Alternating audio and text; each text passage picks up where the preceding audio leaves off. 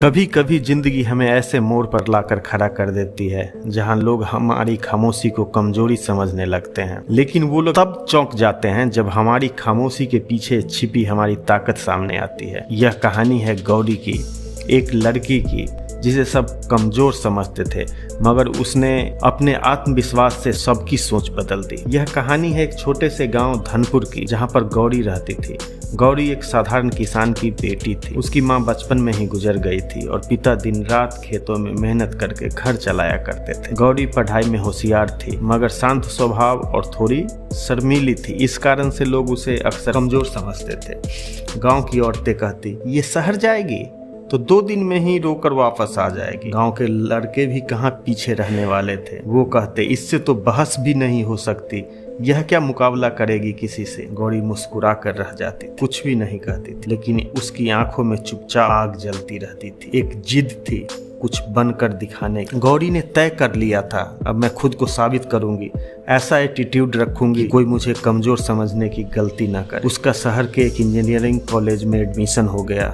वहां पर शुरू में गौरी को बहुत दिक्कत हुई, भाषा की परेशानी आई, आर्थिक तंगी भी थी, नए माहौल में खुद को संभालना पड़ा। लेकिन गौरी ने हार नहीं मानी। वो हर दिन खुद से कहती, मुझे किसी से बहस नहीं करनी, ना ही किसी को जवाब देना है, सिर्फ खुद को बदलना है। धीरे धीरे उसकी मेहनत रंग लाने लगी। उसने क्लास में टॉप किया, भाषण प्रतियोगिता जीती, और तो और उसने एक राष्ट्रीय टेक्निकल प्रोजेक्ट में पहला स्थान पाया। अब वही लोग जो उसे कमजोर और शर्मीली समझते थे, अब कहने लगे, गौरी में तो लीडरशिप है, इसकी सोच सबसे अलग है। लेकिन गौरी का सबसे बड़ा इम्तिहान तो अब होना था। कॉलेज का आखिरी साल था। उसे एक बड़ी मल्टीनेशनल कंपनी में इंटरव्यू के लिए बुलावा आया। इंटरव्यू देने पहुंची। इंटरव्यू बोर्ड में बैठे अफसरों ने पूछा, तुम एक गांव की लड़की हो, तुम्हारे पास ना इंग्लिश की पकड़ है ना एक्सपोजर, हम क्यों तुम्हें चुने। गौरी की आंखों में आत्मविश्वास था। उसने मुस्कुरा कर कहा, सर, मैं वो हूँ जिसे आप कमजोर समझ रहे हैं, लेकिन जिस मिट्टी से मैं आई हूँ